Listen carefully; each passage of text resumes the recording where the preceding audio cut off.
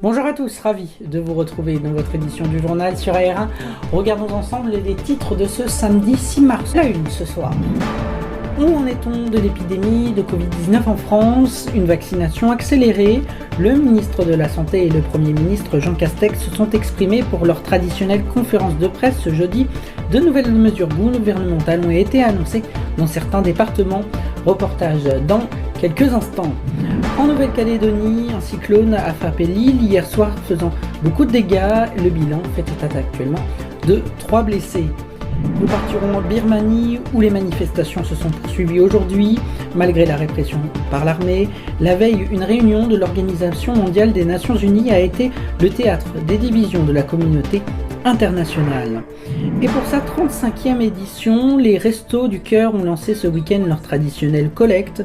Les Enfoirés ont quant à eux hier réuni 9,2 millions de téléspectateurs. Décryptage et histoire de presque 35 ans dans quelques minutes.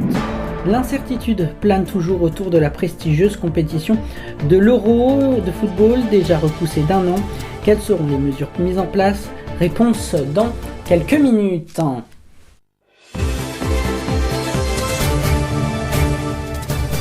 Alors que le gouvernement a donc annoncé un durcissement des mesures dans la lutte contre le Covid-19 en France, écartant par la même occasion le scénario d'un reconfinement national ou même local, le Nord-Pas-de-Calais est entré donc ce matin en confinement pour tout le week-end et pour 4 week-ends consécutifs. La vaccination a été accélérée par Olivier Véran et Jean Castex. Le point sur l'épidémie de la Covid-19 avec nos journalistes dans ce reportage signé Mikey Suplon et Émilie Dubac.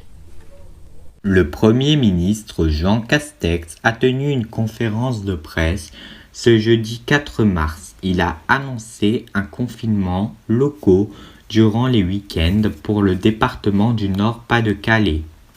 Durant 4 week-ends dès ce week-end.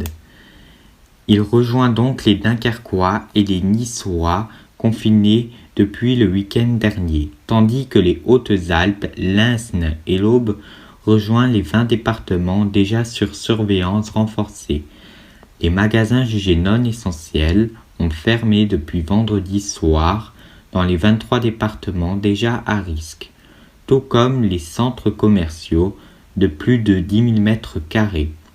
Le taux de nouveaux cas de Covid-19 commence à largement diminuer depuis ces derniers jours. Le Premier ministre a annoncé l'accélération des vaccinations afin d'espérer la fin de la crise sanitaire.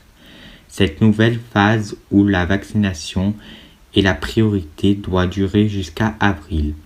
D'après le discours de Jean Castex, ces 2 mois seront compliqués, notamment à cause des variants du virus. D'ailleurs, il n'a pas exclu la possibilité d'un confinement, mais pour le moment, il mise sur les vaccins.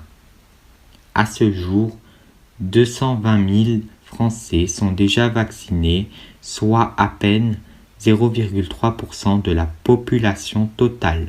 Cependant, ce taux a doublé en une semaine et plus de 3 millions de personnes ont déjà reçu au moins une dose. Le gouvernement et l'ordre des médecins restent préoccupés par les 70% du personnel soignant français qui ne sont toujours pas vaccinés. La population leur fait confiance, ainsi cette opposition au sein des soignants inquiète les Français. En France, leurs avis sur le vaccin sont donc très mitigés. L'accélération de la vaccination promis par le gouvernement dépend alors de l'évolution de l'opinion publique. Et ne tardons pas pour partir à l'étranger ou en Birmanie, la mobilisation ne faiblit pas malgré la répression par l'armée. Au moins 55 personnes ont été tuées depuis le début de l'insurrection pacifique contre le coup d'État militaire du 1er février. L'Organisation mondiale de la santé reste divisée sur la réponse à apporter aux appels désespérés de la population. À Lakou, dans le centre du pays, des centaines de personnes, dont des enseignants en uniforme vert et blanc, ont brandi leurs panneaux appelant à la désobéissance civile. Notre révolution doit gagner. Si vous allez au travail, vous aidez la dictature à scander la foule.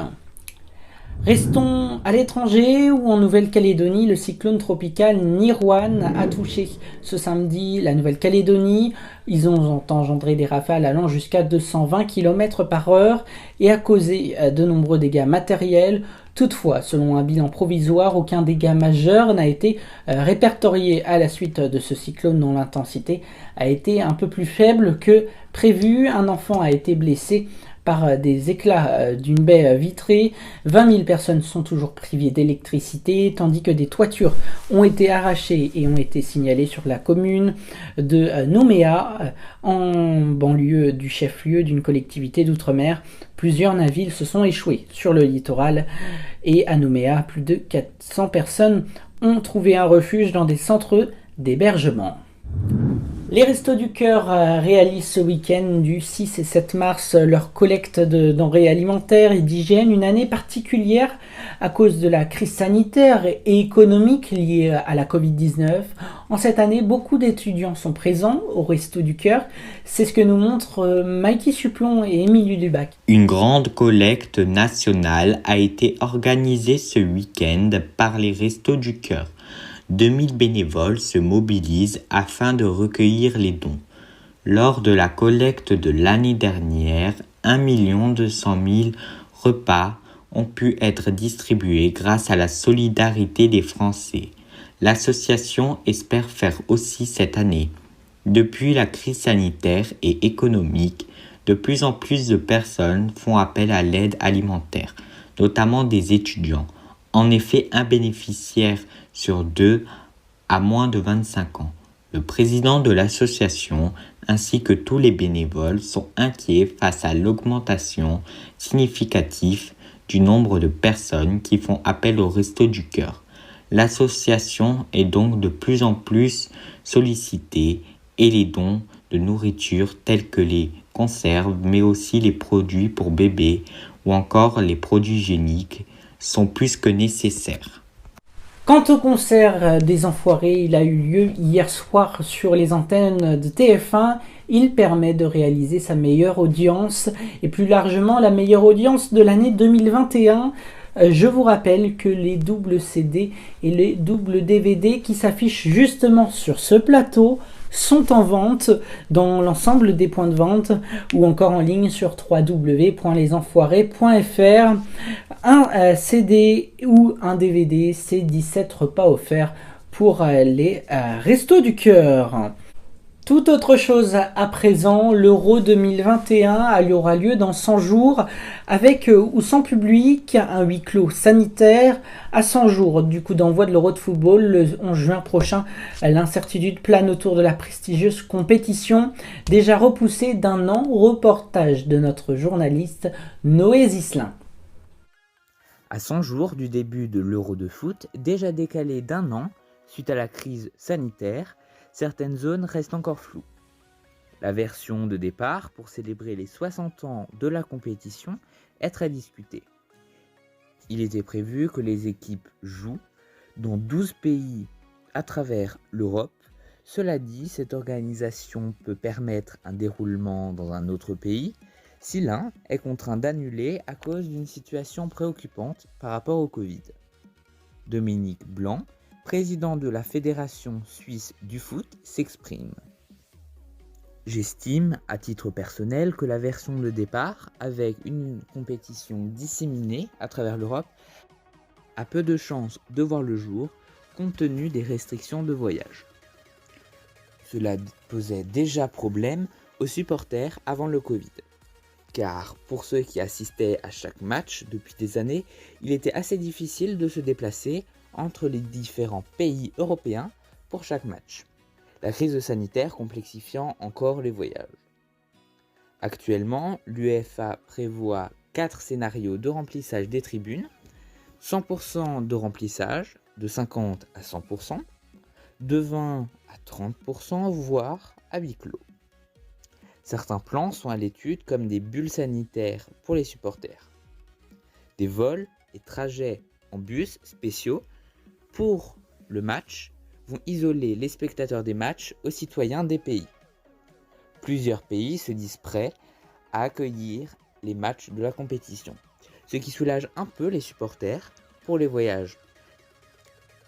Car les matchs se dérouleront dans un pays, voire dans une même ville. L'UEFA a annoncé que la compétition aura bien lieu. Météo de notre prévisionniste Pierre-Emmanuel Walter. Ce dimanche matin, entre un anticyclone qui se renforce sur les îles britanniques et des basses pressions présentes en Méditerranée, le temps est très contrasté avec de nouveaux nuages et pluies dans le sud de la France, alors que le soleil s'impose sur les autres régions. Regardons les températures de demain matin. Attention au froid, les températures seront comprises entre -4 degrés dans les Champagnes-Ardennais et 9 degrés pour l'arc méditerranéen. Il fera 0 degrés à Brest, -1 à Paris et 5 degrés pour Biarritz. Les températures de demain après-midi, elles seront comprises entre 7 degrés et 16 degrés, avec 10 pour Nantes, 7 pour Lille et la maximale sera pour Ajaccio. La tendance pour les prochains jours, lundi, du sud-ouest au nord-est, il fera beau, de la pluie pour l'île de Beauté. Les températures seront comprises entre 7 et 11 degrés. Mercredi, un temps mitigé sera sur l'ensemble du territoire avec du vent sur le nord du pays. Avant de refermer ce journal, je voudrais adresser un message de soutien à Rodrigue Bedin qui n'a pas pu être présent aujourd'hui. Il n'a manqué aucun journal depuis son arrivée sur AR1. Je lui adresse tout mon soutien et la rédaction se joint à moi également. Dans quelques instants, vous retrouverez l'information sur nos réseaux sociaux AR1 Info. La rétro de l'actu, c'est demain à 18h sur un podcast et l'ensemble des plateformes d'écoute. Mercredi, vous retrouverez Info Infox présenté par l'ami Théo Tornet. Vous retrouverez également Romain et Mathis Armand qui vous éclairciront sur plusieurs fake news.